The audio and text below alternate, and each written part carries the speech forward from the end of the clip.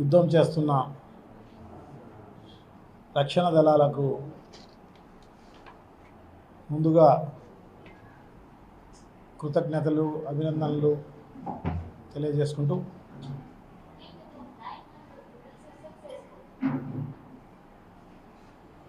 దేశవ్యాప్తంగా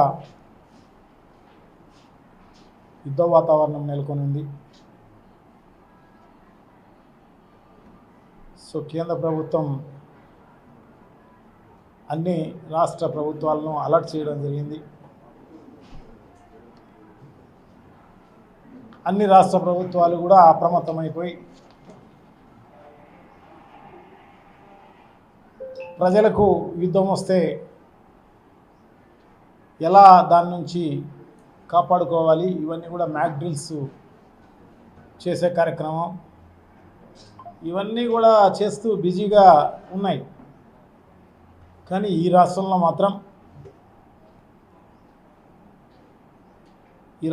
మాత్రం అటువంటి పరిస్థితి లేదు.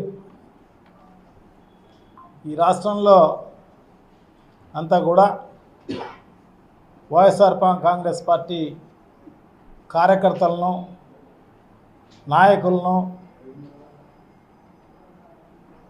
హింస చేసే కార్యక్రమం, సోషల్ మీడియా వాళ్ళను హింసించే కార్యక్రమం, లేని కేసులన్నీ కూడా పెట్టి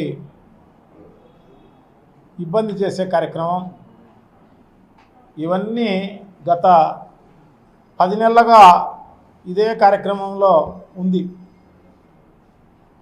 మేనిఫెస్టోలో చెప్పింది అమలు చేయలేదు. కానీ ఈ ప్రభుత్వం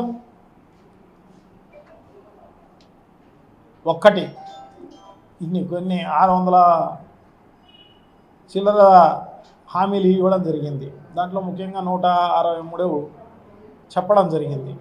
దాంట్లో మరీ ముఖ్యంగా సూపర్ 6 చెప్పడం జరిగింది. సూపర్ 6 600 పక్కన పోయినాయి, 160 పక్కకు పోయింది. ఇప్పుడు సూపర్ 6 అనేది కూడా అమలు చేసిన పరిస్థితి ఏమీ లేదు. సూపర్ 6లో ఒక్కటి కూడా అమలు చేయకపోగా, ఈ రాష్ట్రంలో అభివృద్ధి అనేది చేయకపోగా,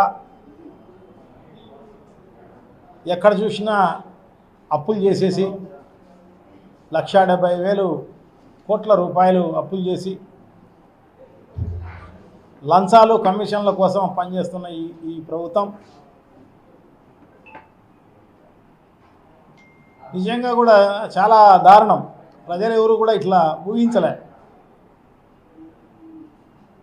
సో ఆ రకంగా చేస్తున్న ఈ దుర్మార్గమైన చర్యలను తీవ్రంగా ప్రతి ఒక్కరూ కూడా ప్రజలందరూ కూడా ఖండించాల్సిన అవసరం తప్పకుండా ఉంది.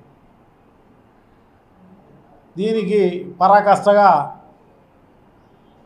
సాక్షి పత్రిక పైన సంపాదకుని ఇంటిపైన పడి వాళ్ళ కుటుంబ సభ్యులందరినీ కూడా భయభ్రాంతులను చేసే కార్యక్రమం చేసిన పరిస్థితి.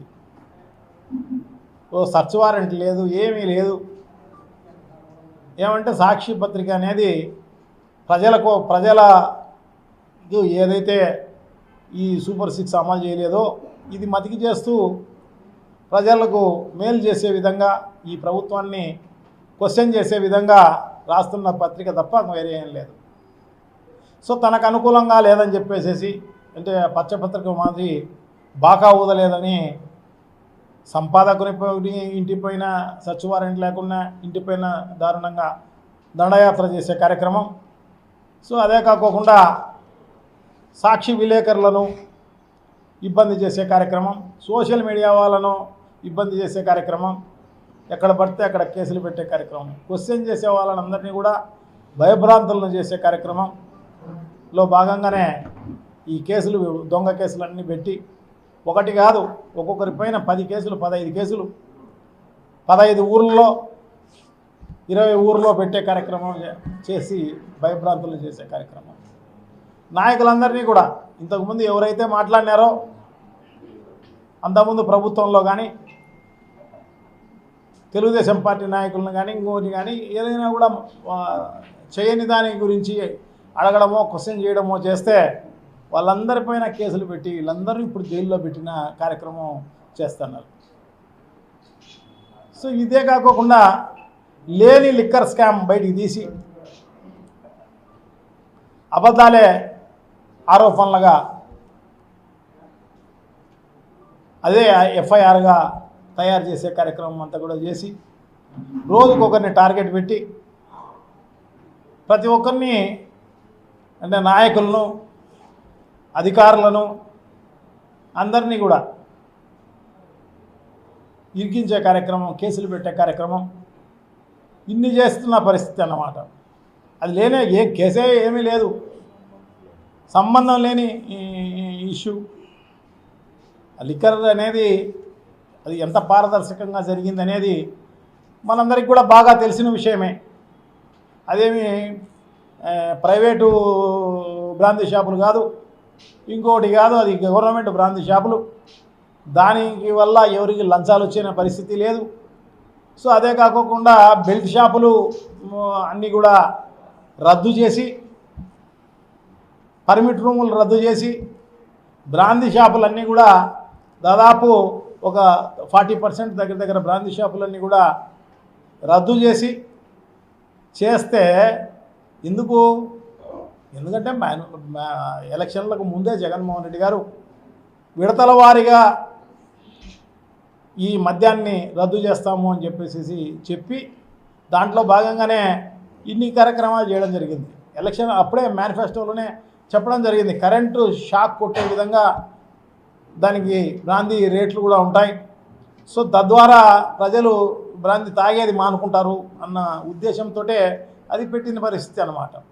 అంత పారదర్శకంగా చేసిన లేని దాన్ని సృష్టించి అబద్ధాలు దీనిలోనే ఆరోపణలుగా చేసి అదే ఎఫ్ఐఆర్ చేసి కేసులు పెట్టి రోజుకోవాలి ఈరోజు ప్రతి ఒక్కరిని.